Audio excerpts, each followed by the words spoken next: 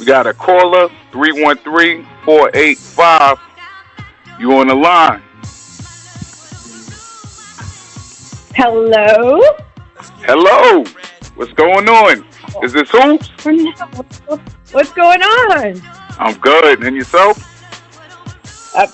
Yeah, I have no complaints. Cannot complain one bit. That's good.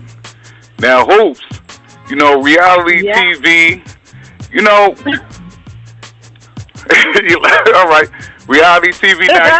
Now you was on a Flavor of Love, right? How was that experience? I mean, looking at it now, I could say it was the best experience of my life. Okay. In the moment of it, I didn't have a clue what the hell was going on, and it was my OG of reality television, especially the dating and the love shows. But back then, everything was so private and secretly kept. I mean, that's what reality television is supposed to be, right? Real. So now, obviously, it's come a long way from that, but we had no idea who was going to walk through the door. I think everybody thought that we literally went out for Flav, and that is not the case. Okay. So, that's why the show was so good, because we didn't have a clue. So we're all thinking it's going to be some hot guy walk in, and lo and behold, 3, 2, 1, doors pulling open, and here comes Flavor Flav. We about died. I'm like, what the hell? By then we're already in it, so you just go with the flow, and it just so happens that he was just the most awesome guy ever, and was just a fun time, and then I ended up winning. Right. Now, Hoopz, I know you've been in movies and stuff like that and did modeling, but what's your passion out of all of them?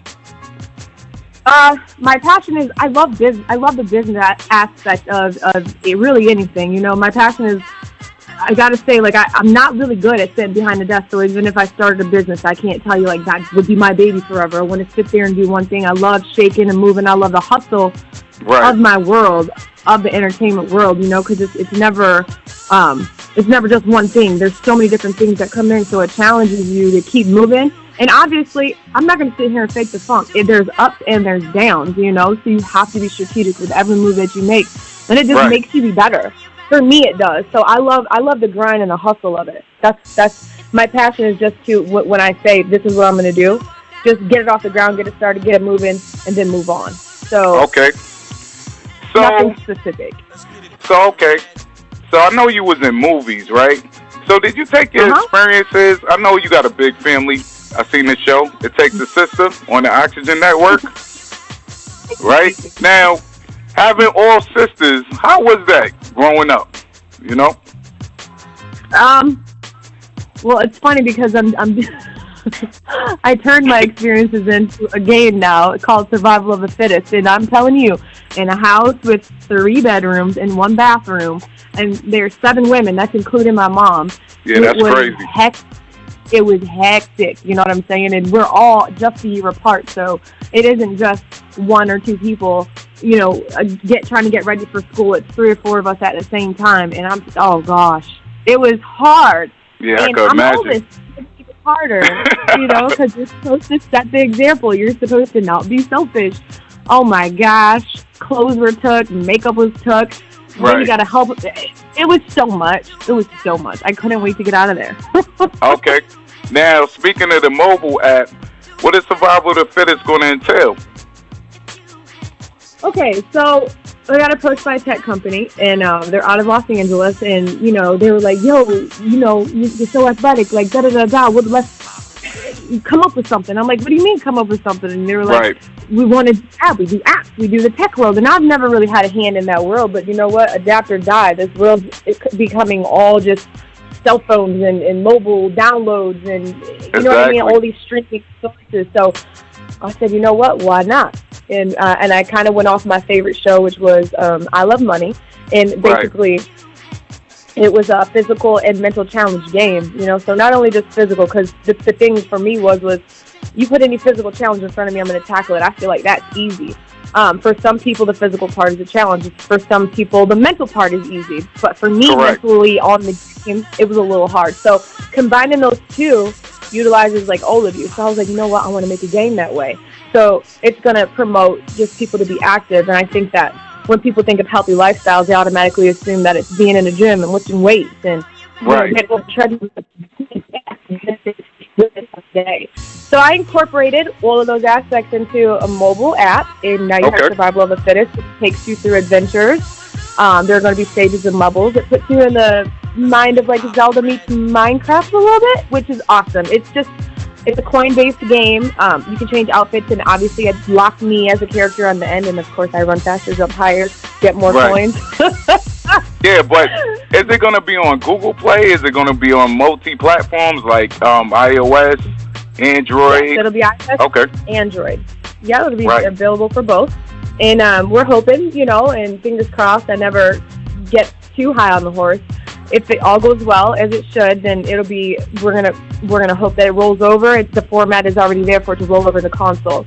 So Xbox, PlayStation, and stuff like that. So as a potential to be awesome. It's definitely a good look right there, especially expanding into different entrepreneurship.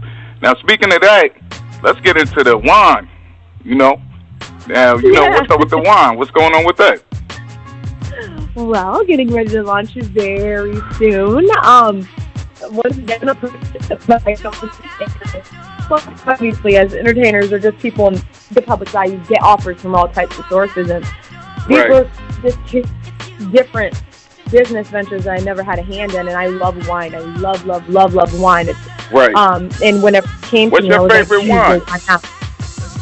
It's called Naomi, and it's a Pinot Noir. I think there's and that sounds exotic right there. It does, right? Yeah, the name. Yeah.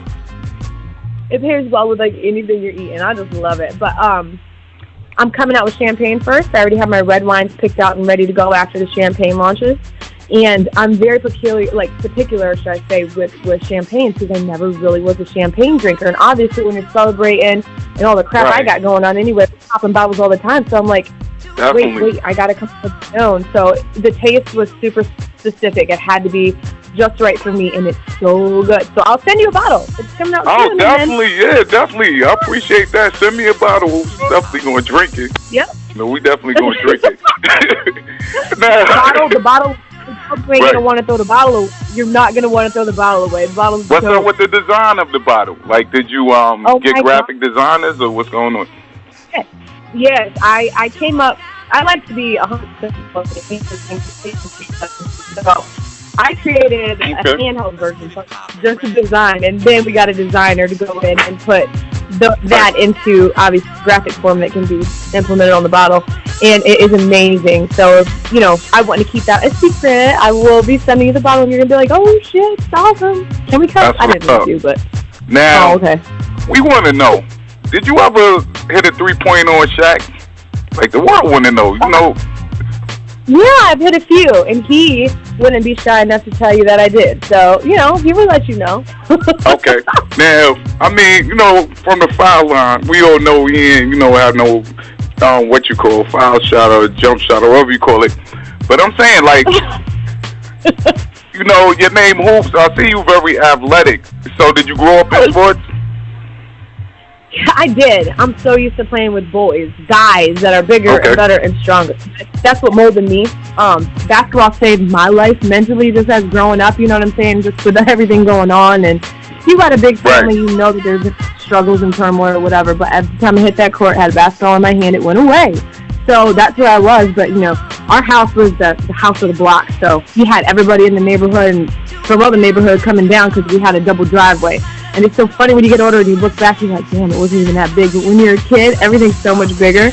But we'd have the court full, and it would always be these tall, bigger, stronger guys. And, I was getting pushed to the ground and tore up. But that's what makes you better. So that's why I'm always up for a challenge.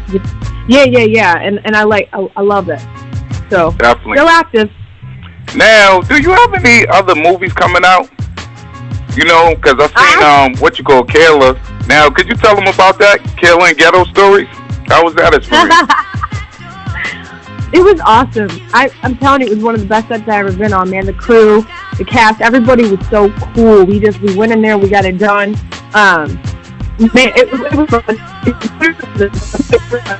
I think filmed just for my part, it was just a couple weeks, but ended up being such a a really good piece. But yeah, I mean, everybody's always like, well, why don't you get into acting, this, that, and the other? And I always say, you know, if it's meant to be, it will be, but that's not a dream I'm chasing, you know what I'm saying? It's almost like you know what you're good at, you know what your niche is. I step outside of it a little bit. You don't just go and do something that probably just ain't in the cards for you. You know what I mean? Right. Like, I'm not going to go do, not my hustle, but I'm never would turn it down or anything, and I get offers a lot for, you know, straight to DVD, just independent. I love those type of films because you have more control over it. Definitely. So. Yeah, that is true. You know, and usually 9 times out of 10 they better because nowadays a lot of shows are generic. You know, they don't make them like they used to years ago. Sure. People don't want to put the money in for it anymore. Everything's changing so much. The hustle is so different now. Right. Now, you know, the climate of the world right now with everything that's going on, what's your take on it? Oh, it angers me. It infuriates me. It's such a touchy subject, and I feel like with everything going on, it's just, well, doesn't it seem like it's proper timing with, like, the election and everything else? It's chaos, you know what I'm saying? So everybody's looking for a savior. They're looking for a solution. They're looking for a resolution. I'm going to be honest. I mean, I think the problem has existed, and it's not gotten worse or better. I agree. It's just that it's being documented now because it's just so much easier with everything. Like I said, it's viral. You got cameras, right?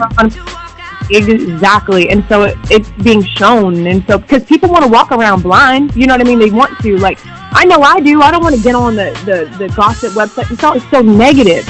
But now there is no choice because people are they're filming everything. And so you're on your phone and then boom, something pops up and, you know, it has to do with the law and a black person every freaking day now. But now we'll watch it. It's not a new problem.